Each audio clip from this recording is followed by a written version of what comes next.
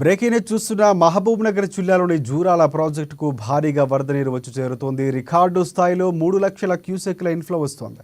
దీంతో ప్రాజెక్టు 44 గేట్లు ఎత్తి 2,80,000 క్యూసెక్ల నీటిని దిగువకు వదులుతున్నారు అధికారులు. ప్రాజెక్టు నీటి సామర్థ్యం 9.657 టీఎంసీలు కాగా ప్రస్తుతం నీటి సామర్థ్యం 7.627 టీఎంసీలుగా ఉంది.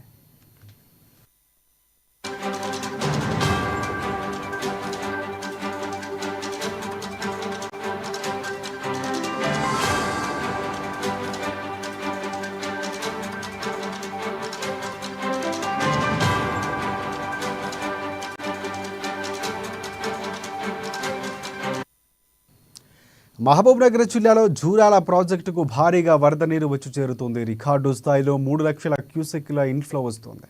దీంతో ప్రాజెక్టు 44 గేట్లు ఎత్తి 2,80,000 క్యూసెక్ల నీటిని దిగువకు వదులుతున్నారు అధికారులు. ప్రాజెక్టు నీటి సామర్థ్యం 9.657 టీఎంసీలు కాగా ప్రస్తుత నీటి సామర్థ్యం 7.627 టీఎంసీలుగా ఉంది.